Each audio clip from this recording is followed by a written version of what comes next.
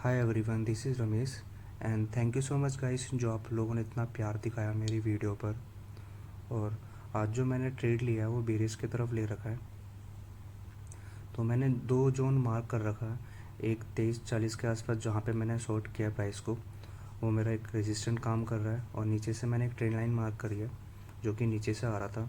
Price उस trend line में 3 बार react किया है, तो वो एक स्ट्रॉन्ग ट्रेंड लाइन की तरह काम करेगी। और जहाँ पे मैंने ट्रेड लिया है 23,040 के नीचे, तो वहाँ पे इतनी फास्ट मूवमेंट आएगी, वो किस वजह से आएगी, उसके पीछे क्या रीज़न है, क्या लॉजिक है ट्रेड लेने के, मैं आपको बताऊंगा। तो आज जो मार्केट ओपन हुआ था बहुत ही ह्यूज गैप डाउन के साथ ओपन हुआ था। वो किस वजह से वो आप लोगों को पता ही होगा, क्योंकि पूरा ऑल ओवर मार्केट अपना भी और ग्लोबल मार्केट पूरा नेगेटिव है, क्योंकि न्यूज़ अभी बहुत ज़्यादा नेगेटिव चल रही है। तो शुरू के कुछ आवर्स बहुत ही ज़्यादा वॉलेटाइल थी, मेरे को मॉर्निंग में बिल्कुल भी ट्रेड नहीं मिला। मैंने ये जो ट्रेड लिया है मैंने मिड मार्केट में ट्रेड लिया है, और बहुत ही ज़्यादा वेट और पेशेंस के साथ मेरे को वेट करना पड़ा। यहाँ पे ये जो मैंने ट्रेड लिया है, यहाँ पे बायर्स जो थे बहुत ही ज़्यादा ट्रैप हो गए थे। जो मैंने जोन मार्क कर रखा है यहाँ पे, फर्स्ट टाइम जब प्राइस आई उस रेजिस्टेंस को हिट करते हुए नीचे की तरफ आई। सेकेंड टाइम जब प्राइस अपसाइड की तरफ गई, उसने हिट तो किया लेकिन उसने अपसाइड क्लोज़ किया, तो वहाँ पे बायर्स ट्रैप हो गए। तो उस प्राइस को नीचे सेलर ने पुश किया और नीचे की तरफ लेके आए। और जब third time price I upside की तरफ गई, वहाँ पे भी सेम सिनेरियो हुआ, क्लोज़ किया लेकिन उसने कैंडल में सस्टेन नहीं किया और फॉलो ऑफ नहीं आया वहाँ पे। तो वहाँ पे ये चीज़ मैंने देखी, 3 मिनट के टाइम फ्रेम में देखा, वहाँ पे कुछ ऐसा कैंडल स्टिक बन रहा था जो कि इवनिंग स्टार कह सकते हो आप। वहाँ पे मैंने उसके लो पे मैंने जैसे ही लो ब्रेक हुआ वहाँ पे मैंने अपना ट्रेड एंट्री एग्जीक्यूट कर दी। और जो ये 5 मिनट टाइम में मैंने चार्ट स्विच किया, यहाँ पे देखो ये कैंडल इसने अपसाइड की तरफ क्लोज़ नहीं किया, इसने अपसाइड की तरफ गया तो सही लेकिन उस रेजिस्टेंट एरिया के ऊपर क्लोज़ नहीं किया। तो जब प्राइस अगर ऊपर क्लोज़ नहीं करना चाहता है और वो नीचे ही क्लोज़ दे रहा है, तो यहाँ पे आप चीज़ें समझा करो कि यहाँ पे जो बायर्स है वो स्ट्रॉन्ग नहीं है, यहाँ पे इस रेजिस्टेंट पे सेलर्स ज़्यादा स्ट्रॉन्ग है। किसने किसको डोमिनेट किया, उसने, तो यहाँ पे सेलर्स ने डोमिनेट किया बायर्स को, और बायर्स यहाँ पे अभी ट्रैप होने वाले हैं। जिन जिन लोगों ने यहाँ पे ट्रेंड लाइन पे बायर्स को देखकर यहाँ पे एंट्री करी अपसाइड की तरफ, उन लोगों का जो स्टॉप लॉस होगा वो नीचे की तरफ होगा।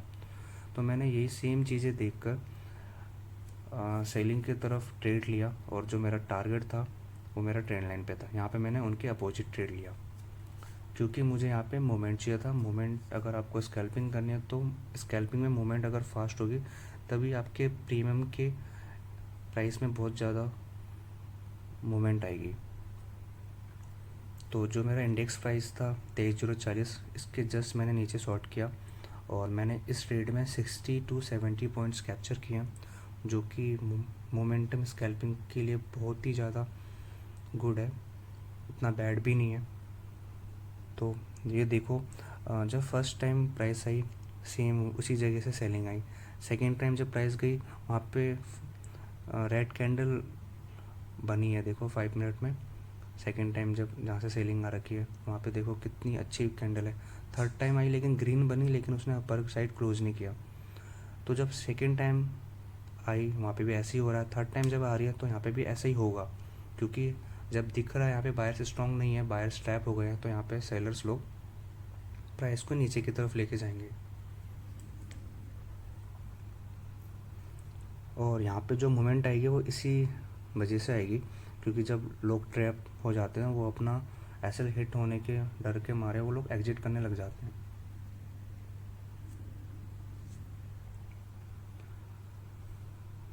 अभी आप देखते रहना यहाँ पे कितनी फास्ट मोमेंट आएगी।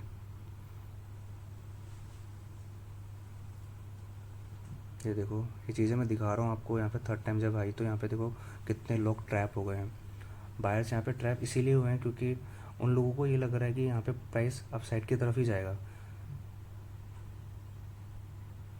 जब तक मॉर्निंग सेशन में 5 मिनट का कैंडल या 15 मिनट का कैंडल हाई ब्रेक नहीं करता, तो वहाँ पे ये नहीं दिखता कि हाँ ट्रेंड किस तरफ जा रही है, डायरेक्शन पता नहीं लगता, क्योंकि यहाँ पे जो मार्केट है पूरा ऑल ओवर वॉलेटाइल हो रखी है अभी। और इतनी फास्ट मूवमेंट आ रही है मेरे प्राइस में। यहाँ पे 3 से 4 कैंडल में मेरा टारगेट हिट हो जाएगा।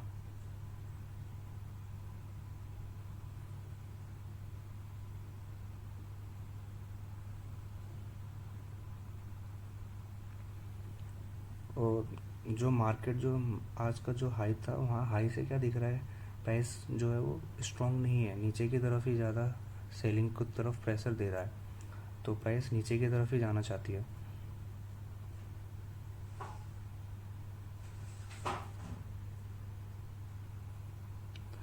और गाइस एक चीज़ और मैं बताना चाहूँगा, कुछ लोग ऐसे करते हैं, अगर मार्केट ऊपर की तरफ जा रहा है तो कॉल बाय कर लेते हैं, नीचे जा रहा है तो पुट बाय कर लेते हैं। उन लोगों को ये चीज़ें नहीं दिख रही होती है कि ये कॉल बाय करने के पीछे रीजंस क्या हैं, क्या लॉजिक्स हैं, पुट बाय करने के पीछे क्या लॉजिक है, सिनेरियो है, कुछ उनको ये चीज़ें नहीं दिखती मार्केट में। सिर्फ ये उन लोगों को पता है कि हाँ ऊपर जा रहा है तो कॉल ले लो, नीचे जा रहा है तो पुट बाय कर लो। अगर आप यही करते रहोगे तो पूरा लॉस होने के ज़्यादा चांसेस होते हैं। और कुछ कोई कोई लोग तो होल्ड भी कर लेते हैं उसको 2-3 दिन तक, जो कि ऑप्शन बाइंग में नहीं होल्ड करना चाहिए। अगर आपके डायरेक्शन में प्राइस बिल्कुल भी नहीं जाएगा तो थीटा के वजह से टाइम डीके हो जाती है, उस वजह से आपके जो प्रीमियम के जो प्राइस होंगे वो ऑटोमेटिक कम हो जाएंगे, अगर आपके डायरेक्शन में प्राइस बिल्कुल भी नहीं जाती। तो बिल्कुल बिल्कुल भी ऐसा मत क्या करो दोस्तों, क्योंकि कॉल पुट बाय करने के लिए बहुत सारी चीज़ों का कंफर्मेशन लेना पड़ता है। अगर आप अपनी एनालिसिस को नहीं देखोगे, कुछ टेक्निकल चीज़ें, candlestick pattern, demand zone, supply zone, अगर अपने चार्ट पे ये सब चीज़ें ड्रॉ नहीं करोगे और इन सब चीज़ों को एक चीज़ बनाकर अगर कंफर्मेशन नहीं लोगे तो आप बिल्कुल भी एनालिसिस नहीं कर पाओगे। तो इन एनालिसिस को देखकर आप कॉल और पुट बाय कर सकते हो।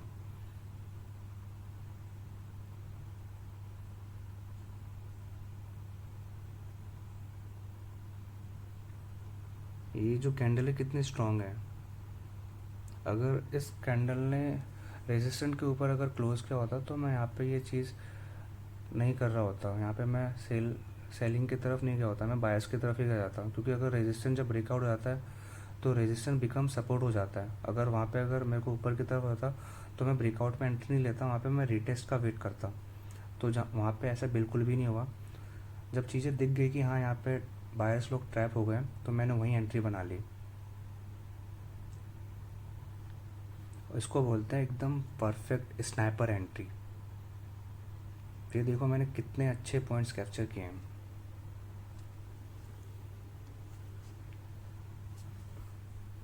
लोग स्कैल्पिंग में सिर्फ 2 कैंडल 3 कैंडल इतने 1-2 कैंडल में निकल जाते हैं। यहाँ पे मैंने 60-70 पॉइंट कैप्चर करे हैं, वो भी स्कैल्पिंग।